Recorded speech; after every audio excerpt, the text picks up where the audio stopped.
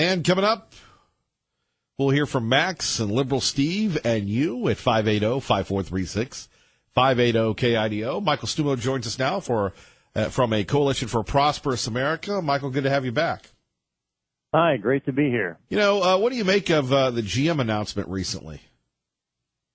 GM is closing 5 facilities for about 14,000 workers. Of course, we create 200,000 jobs every month, but it's still significant. They have been moving their car production to Mexico and China. They're becoming the biggest, first big importer from China, and so it's a real problem for us. We want to have the location of production here, and they're still moving off to China, so that's a problem. Their romance with China has been going on for quite some time. I can remember, and Michael, I'm sure you'll correct me if I'm wrong, during the big bailout that GM wanted to build most of their SUVs in China, yet still get that classification of being made in America. Yeah, they're taking advantage of the system. It's kind of a bad move to go to China because we're probably in a process of decoupling from China. Of course, tariffs are going to move up on $200 billion of goods at the beginning of the year, $200 billion of imports from China from 10% to 25%. We'll see what happens at the G20 in Argentina, but it's highly unlikely a deal will be struck by President Trump and President Xi, and we could see another set of tariffs on the remaining $260 billion of imports from China next year. So I don't understand the move by GM. Well, when we take a look at how the president has changed our relationship with China, many people are critical, but he's finally calling them out, right? He is, and it is now a bipartisan consensus that China disobeys the rules, that they have built the entire foundation of their economy on cheating and excessive reliance on the U.S. consumer for the growth of their economy, for the growth of their military, to fund their military aggression. And so this is a game of great powers in that China could be the biggest economy in the world in about 10 years and is making a bid for superpower status. So this is bigger than trade, and we just don't. Who's going to run the world in the next several decades is at stake right now. Well, and of course the Chinese, this being the understatement of the day on KIDO Talk Radio, Michael, always play the long game, unlike most of us. Yes. This is a 3,000-year-old culture. We think 6 months or a year ahead. They think, decades ahead. And the Chinese feel that their rightful place is at the head of the world. And that's where they're headed right now. President Xi has made it more explicit. In some ways, he has been our best friend in terms of revealing rather than concealing their intentions. And the Democrats in Congress also agree that China is a problem. So I think this is going to be multiple presidents going ahead. The New York Times, which has always been a supporter of, the concept that China is going to liberalize and become an open market economy, just had a big series this week saying that was all false. So we're not going to unring this bell. Well, and then we have the massive amount of Chinese influence in America, in our universities, here in Idaho with these Confucius Institutes and everything else. They really are, and they've been cheating and stealing for years. And we always have this flawed policy of, they're going to change. And they never do. So, how do we, as you say, decouple from the Chinese influence in industry, in education, in our daily American lives? Sure. Well, and these tariffs right now against China are based on Section 301 of the 1974 Trade Act, which allows the president to put tariffs on countries that disobey global rules, because China, in this case, has conducted the most persistent, massive, state-directed commercial espionage campaign against the U.S. in the history of the world. We're putting restrictions on their investments, of course, on their goods imports. Europe is following along. They put tariffs on Chinese steel. They're now restricting Chinese imports there. Japan has joined us in the WTO case against China's tech theft. But as far as decoupling, it could be that next year we see tariffs on everything from China. We start walling off China from the U.S. market and make agreements with other countries that start walling Chinese goods off from coming through their markets into our market, and that's what a decoupling could look like, is more of an economic isolation marginally of China by the end of next year. Michael, what is their goals, particularly when we talk about education and influence in industry?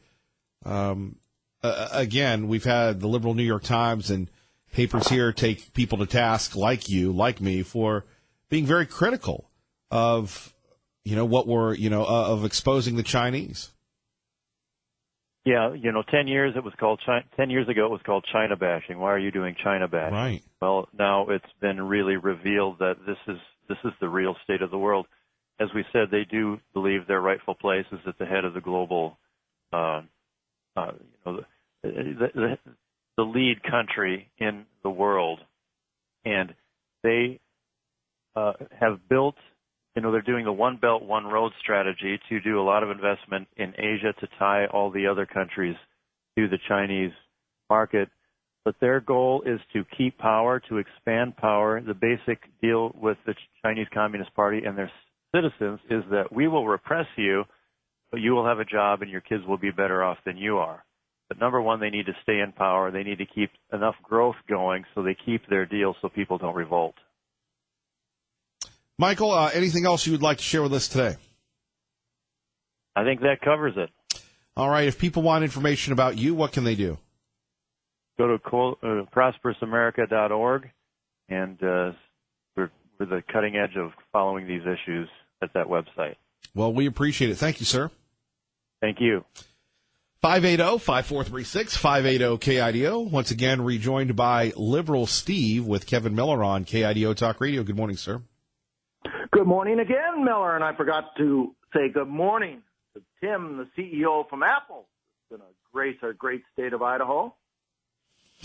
And I hope a Democrat wins in Mississippi. Get that out there, And, it's a good thing that back when Rush Limbaugh in 2003 got busted because his maid was running across the border. Oh, his maid was an illegal, by the way. Running across the border, getting him OxyContin and bringing it back with fake prescriptions. Good thing he's still not hooked on that. He'd have a tough time getting across today.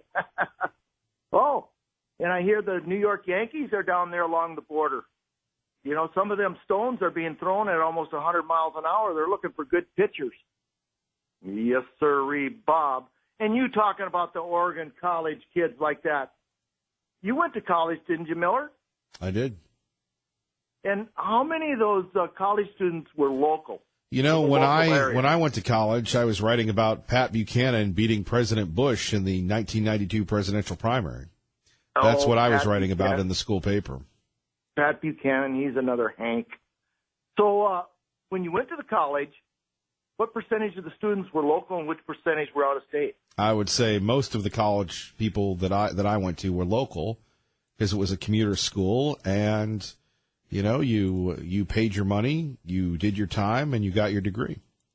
Well, see, the college there in Oregon is not a commuter college. It's the exact opposite, and almost 60% of the students are from out of state, and I'll bet you they're from red states.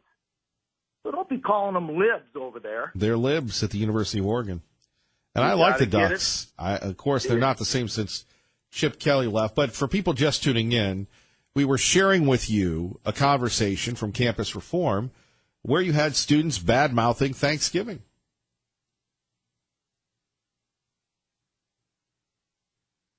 Are you done? Conversation. And no, I'm not done. I think it's also... By the way, shouldn't Governor Otter, and maybe he will be, maybe the governor-elect will be there, maybe Congressman Labrador will be there, Congressman Simpson should be there. We should be rolling out the red carpet for Ivanka Trump, the first daughter coming to Idaho. I don't think former President Obama's daughters ever came to Idaho. You are absolutely right, Mr. Miller. They should have the red carpet rolled out and an advisor to the President of the United States. They should have everybody. That would be a senior advisor to the President of the United States. And I can't help but think that our movement to get President Trump here had some influence. Oh, with Eric? Oh, he could have said, well, if we can't send the prez, let's send Ivanka. You never know. You could have had something to do with it, Miller. But it's kind of ironic. But you're right. They should be rolling out the red carpet. We have royalty here, and they should have the governor, everybody that's anybody should be at that school today. Don't you think? I would agree. Are you going to be there? Oh, absolutely. Absolutely. I'm going to be there with my... with your liberal flags from Libville, yes. My earrings on, my toenails painted. Liberals are people too, right? I like Ivanka. I really like her. She's totally different than her dad. I think it's kind of ironic, though, that she's going to be at our Wilder school, which Wilder mayor is Hispanic, of Hispanic descent. What does that have to do with anything? And the school is 90% with the border thing going on down there. Did you know? Did you know that there is one broadcast entity in the Treasure Valley that went to Wilder, that has been to the Wilder school, and that has been this show? So we know all about Wilder. We know about the great job Jeff Dillon has done. You know, Jeff Dillon's the only principal or whatever that we had breakfast after Promote Our School, Secure Our Future. He's a great guy. And you know what poverty looks like. I mean, we got the Snake River, the border. I know what good education looks like, and I know what people that care look like, and that's in Wilder. There you go. We agree on something, Miller. You stay fired up and make it happen today, everybody. And Max, don't take up too much time. Let somebody talk that knows something about something. You're calling people out. All right, Liberal Steve, quick on the trigger there. Here's a little funny story for you. I was doing some research, and Facebook has some more issues.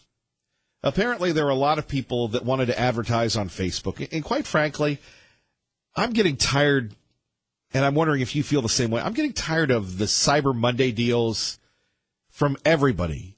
You know, you give up your email, and all of a sudden you get inundated with people, hey, click on this offer and get the 5 free this and that. And I know they're called these things called funnels and everything else, and we have a lot of successful people here in the Treasure Valley that make a lot of money, and I've studied them, and you've studied them, creating funnels and all these sorts of things. But I'm so tired of getting these offers, whether it's from Best Buy or Amazon or what have you. So, and this is a true story. There were a lot of people that wanted to advertise on Facebook for Black Friday deals. Local businesses across the country and not so local businesses across the country. And guess what happened? Facebook rejected their ads because the term Black Friday was deemed racially offensive. So Facebook lost out on millions of dollars of advertising revenue. I'm not making this up, because the term Black Friday triggered their crazy, wacky, zany, politically correct algorithm. And so now you have people mad at Facebook. Facebook hasn't apologized. But this is what it comes down to. And this is why we should be concerned about artificial intelligence. If you have a chance to watch something that I believe will be very disturbing, and no, this is not an audition tape for George Norrie, our overnight host here on KIDO Talk Radio. But last night on HBO, they aired a documentary talking about killer robots, how robots are inadvertently killing people. And it was hosted by a robot. In fact, if you're a fan of Fish Face Jimmy Fallon, by the way, Liberal Steve was supposed to get us on Fish Face Jimmy Fallon. That was another Liberal Steveism, that he knows Jimmy Fallon. Jimmy Fallon actually sang a duet with a robot. Now, a lot of people think this is neat. I'm not down with that. Maybe as a kid I watched Terminator too many times and Skynet and everything else. Artificial intelligence is okay to a degree. If it makes our life easier, it shouldn't be replacing us. And I believe that's the fear, that we're going to create our own extinction. Think about that for a moment. You have these robots that are replacing people. And we see it today. We don't have to critically think. We just go to our phones. And that's why we continue to fight for the spoken word here. at 580-5436, 580-KIDO. Coming up next, I'd like to hear your thoughts on the killer robots, if you will. I know that might be a stretch. Plus, the president sounds off on General Motors. Much more on the Caravan and your calls with me, Kevin Miller, KIDO Talk Radio. I'm not happy about it. Their car is not selling well, so they'll put something else. I have no doubt that in a not-too-distant future, they'll put something else. They better put something else in. Well, we don't like it. I believe they'll be opening up something else, and I was very tough. I spoke with her when I heard they were closing, and I said, this country's done a lot for General Motors. You better get back in there soon. That's Ohio, and you better get back in there soon. Gotta love the president commenting on GM cutting 15% of their workforce. Earlier, you heard Michael Stumo say they're moving their jobs to Mexico and China. What does it mean to buy American? 580-5436, 580-KIDO. Traffic and weather together. Let's get you to work safely and on time. Sir Gabbard. And to the phones. Liberty Linda joins us now on KIDO Talk Radio. Good morning. Good morning, Kevin. The illegals were hired in every agency in San Diego where you would call in to report an illegal. So if you tried to report an illegal, you were just put on hold for an hour, and then someone else would come on the line and put you on hold for another hour. And all of these people had heavy Spanish accents. And so it was impossible to actually report someone. So after that, I tried to call the police in regard to a known illegal that was a troublemaker. Oh, now wait a minute. Hold on. So the illegals, you called to report the illegals, and then the illegals were answering the phone? Yes. They were getting all the jobs there. And the heavy accents, and they would put you on hold. I know it happened to me. They would put you on hold for an hour, and then another one would come on the line and put you on hold for another. In other words, you could never get through to report anyone because they had taken over those agencies. So I called the police, and the policeman, he seemed like a very nice man when he answered the phone and everything. And he answered the phone and said his hands were tied. He wasn't allowed to do anything about it. Well, but just because they have accents, that doesn't mean they're illegal. Well, they're working in the area. Most people know who the illegals are. They work with them, or they brag that they have fake licenses. They brag that, that's why we have so many people leaving California, because they actually brag to your face about it and tell you cannot do anything about it. We've taken over. So this is a problem that I haven't been to California in a while, but that was definitely a problem a few years ago. And anyway, I was talking to this police officer, and he got really mad. He said, I even have to walk in a gay parade. Can you imagine that? Why would he have to walk in the gay parade? The police officer had to walk in a gay parade. Well, I thought we were talking about the illegals. Now we're on to the gays. Well, this is just how they're losing their own rights in California. Even if you're hired as a police officer, which I've heard of others, had to do that as well. So anyway, he said that his hands were tied and he wasn't allowed to help in any way. So these are some of the problems that they were having in California, and that's why so many people are leaving there. They had no control whatsoever that what was going on. Well, and then we've got them all moving here, the libs. Well, so many of them are transferred in the prisons by Obama. Well, here's what I don't want to know. Do you think we're getting, because I always hear, well, we're getting the conservatives from California, but are we, or are we getting the libs? What do you think? Well, I think we're getting a mix because, obviously there are libs. Look at Ada County, though. You got 2 Democrats replacing 2 Republicans as county commissioners. What is wrong with Ada County? Yeah, Boise has almost been taken over. Somebody needs to save Boise. Well, there's definitely a problem there. I mean, some of these people might be very nice people, but they are still here illegally and taking American jobs. So this concerns us, all of us. that our country is being transformed from the America that we've always known into a different country. We don't even recognize it hardly. And so we're very, very thankful for our president that he's trying to do the right thing for the American people. He is trying to save America. I know it. And it's just absolutely amazing. And, you know, like, I don't have anything against anyone. I believe that we should love everyone. You know what I'm saying? We should be kind, show kindness to everyone. But you have to protect your country or you will not have a country anymore. Liberty Linda, thank you. Well, thank you, Kevin. You know, you're in my prayers every night.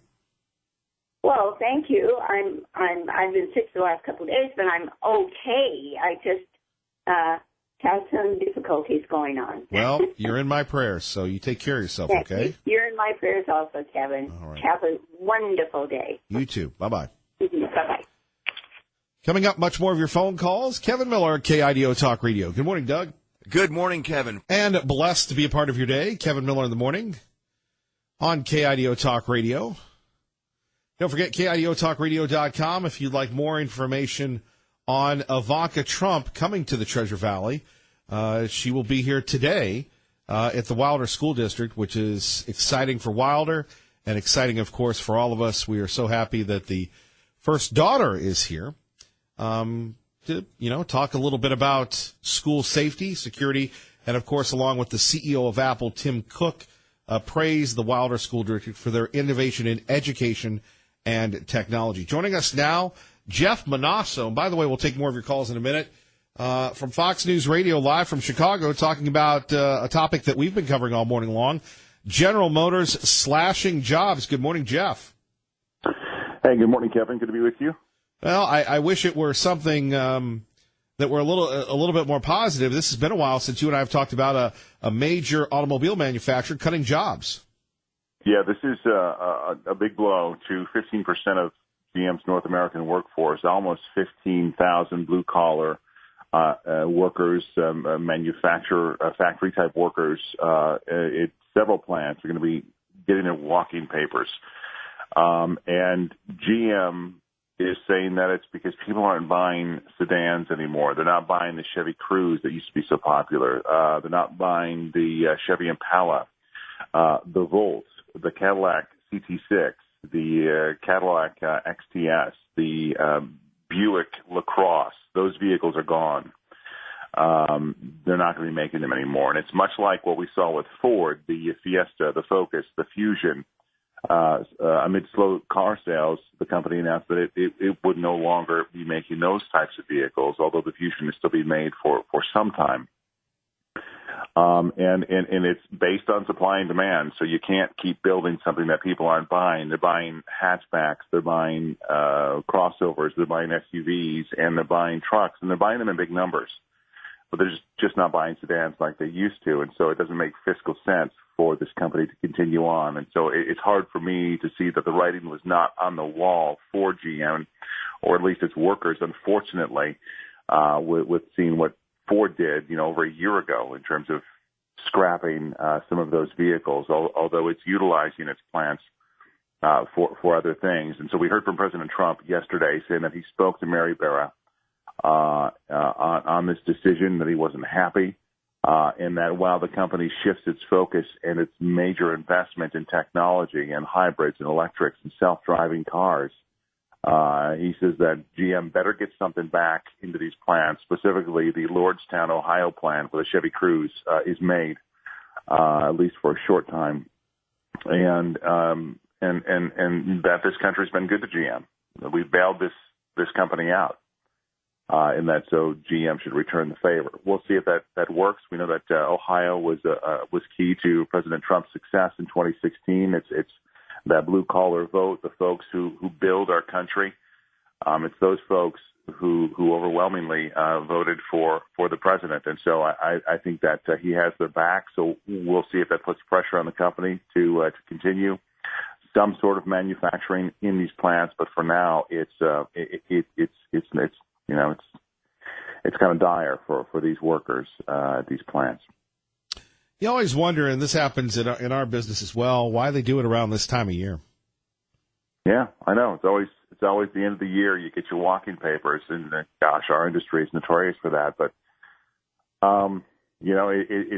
it's a financial decision. It's as the company rolls out it's new spending for 2019 and in the first quarter. I mean, these things are all designed to roll that way. But the future is bright in terms of auto manufacturing. It's just not the same as it used to be. It's going to be shifting towards technology.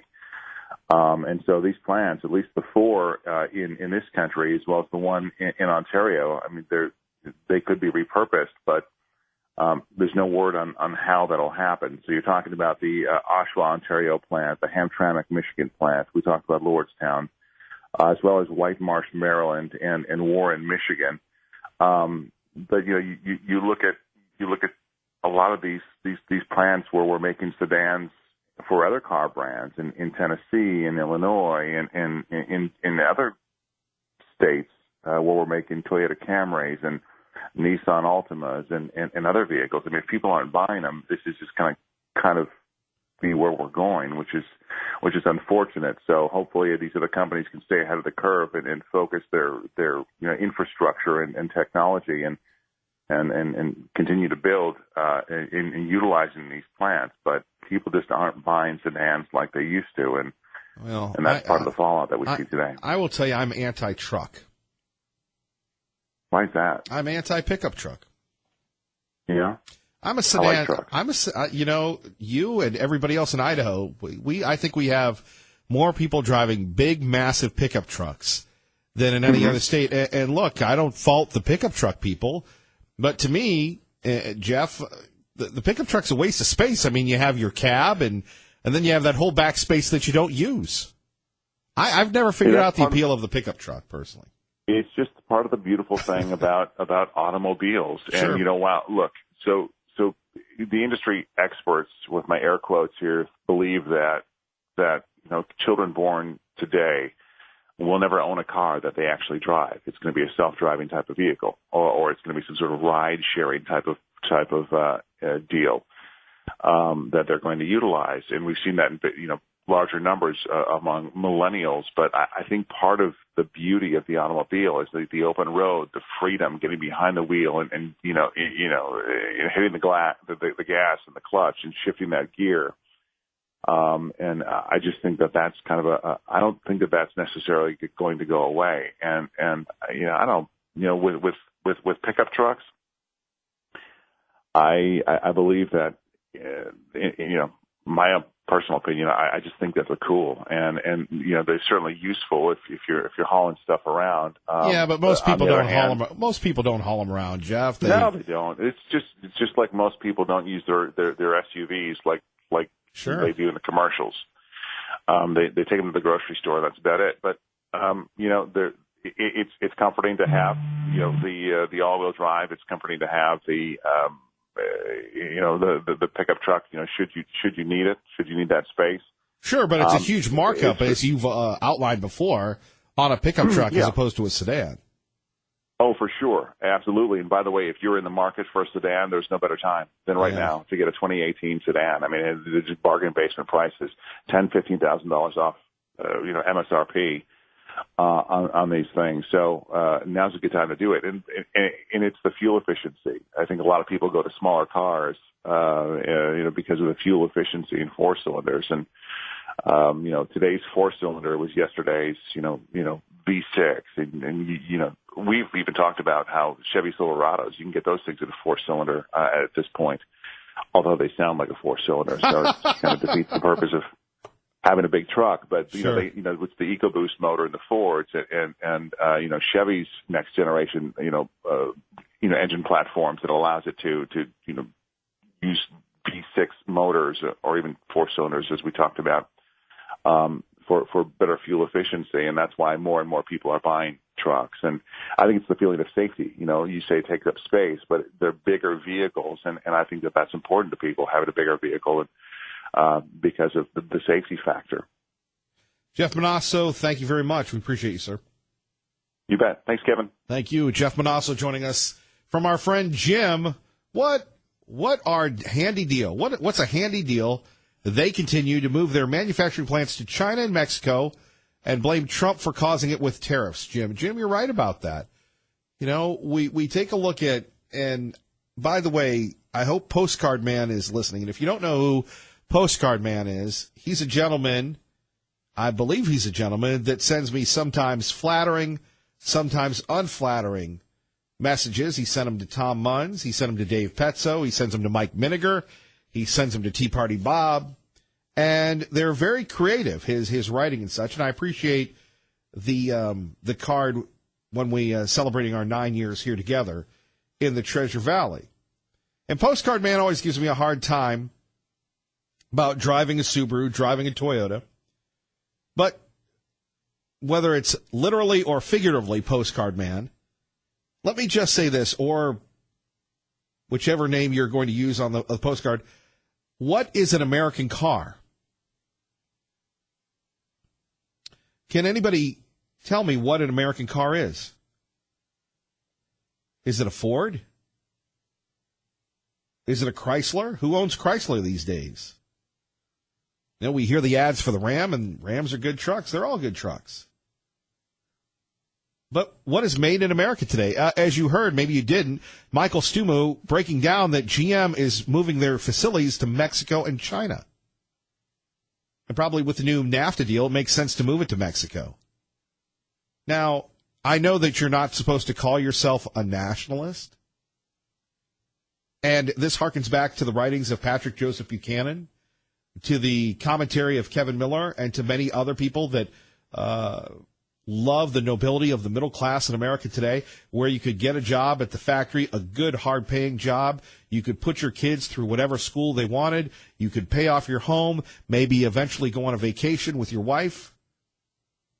And what we've done under Obama, Bush, and Clinton is we haven't voted on this. Like culturally, we haven't voted on the changing dynamics of the country itself, but we have transferred the greatest transfer of wealth and standard of living from the United States of America to China, to Mexico, to Canada, because of the globalists, and that's what they are, the globalists. Now, you won't hear that on local radio anywhere else in the Treasure Valley, because, quite frankly, people don't want to tell you the truth.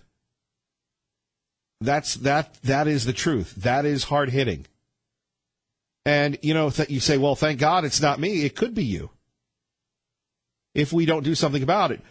You know, people criticize the president for his manners or lack of manners. The president did the right thing yesterday by calling out General Motors. How much has the government bailed out General Motors? Remember when General Motors stock was $150 a share? Now it's down to $37. Remember when General Motors went bankrupt and the government bailed them out, and now it's down again? This is not socialism. But when you're looking at an American vehicle, and maybe today, whether you're millennial, maybe you're Gen X, or maybe you don't care, but a country without a manufacturing base, and my own personal opinion here, I think something dangerous is going on when people value Google, Amazon, and Facebook much more than Ford, GM, and Chrysler. Because Ford, GM, and Chrysler actually make things. I'm not happy about it. Their car is not selling well, so they'll put something else. I have no doubt that in a not-too-distant future, they'll put something else. They better put something else in. He's right. Obama would never say that. Well, we don't like it. I believe they'll be opening up something else, and I was very tough. I spoke with her when I heard they were closing, and I said, you know, this country's done a lot for General Motors. You better get back in there soon. That's Ohio, and you better get back in there soon. So do we just stand by while we close down our factories? That's why Donald Trump was elected, to save America. 580-5436. You're listening to Kevin Miller on KIDO Talk Radio. Thank you, Dave Ramsey. Don't forget, Sean Hannity follows Dave Ramsey. Phone numbers here, 580-5436. 580-KIDO. And going back to what makes an American car, when you have General Motors, cutting 15% of its workforce.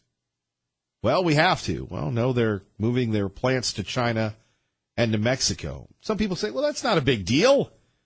You got to be competitive. Really? Competitive against whom? And how can you have some of these folks, like Toyota and Honda and Mercedes and BMW, making cars here in America? Our friend Jim back on the email. Kevin Miller, after World War II, and this is documented in a really a wonderful movie, if you get a chance to check it out, called Tucker. Jeff Bridges does a remarkable Preston Tucker. It is one of the great movies of all time, and it teaches you that it's just not always about product. It's about, well, perseverance. It's about the government, the big three, colluding. But after World War II, the big three used the government to eliminate any other competition for automobiles to be built in this country. Tucker's, where Lemonade made it politically, the government bailout for these three outfits goes back to a long way. Maybe we should put some really high tariffs on GM cars being so important. I would agree with him on that. I mean, if you're going to, how should we put this, build cars in China, then you get the tariff. If you're going to build cars in Mexico, then you get the tariff.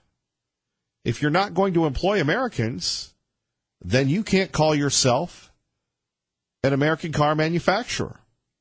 And I don't buy the argument that they can't make money here. Just can't. I don't buy it. I don't buy the argument at all, because you have all these foreign automobile manufacturers building cars in America. How does that work?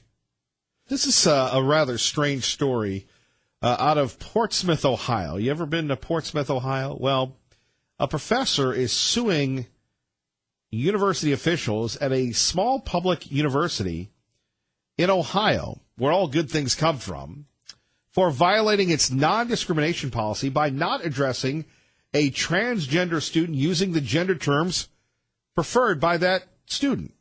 Okay? Nicholas Merriweather filed a federal lawsuit this week against officials at Shawnee State University, roughly 85 miles south of Columbus. He contends that his rights were violated by compelling him to speak in a way that contradicts his beliefs, his religious beliefs, as a Christian. Merriweather argued that he didn't discriminate and that he treated the student like any other biologically male student. He unsuccessfully challenged his reprimand in a grievance process. So basically we have a person who was biologically born as a man, wants to be recognized as a woman, who self-identifies as a woman, and you have another person who is a Christian saying that goes against his Christian beliefs. And what does the university do? Well, they file a complaint against him. Now, what did the university have to say about this? The university wouldn't comment on the lawsuit, but said in a statement that it values freedom of expression and provides a non-discriminatory environment. So here we have an issue at one hand involving religion, another involving someone's sexual identification, self-identification. Where does the law meet? Does religion, which is guaranteed in the Constitution, supersede this person's self-identification? And if somebody is reprimanded and you're saying, look, my faith, now, maybe if he weren't a Christian, gosh forbid, that perhaps they would look at his complaint with more validity, because Christians are, in my opinion, second-class citizens, unfortunately, when it comes to government bureaucracies and educational institutions in our great country. But think about this at 580-5436, 580-KIDO. We are so focused in on the frosting that we're ignoring the cake, and the cake being this guy's faith. And he's not standing down, he's standing up. Good for him. Much more coming up on your home for Fox News on the radio. That's 107.5 FM, 580 AM, KIDO Talk Radio. Good morning.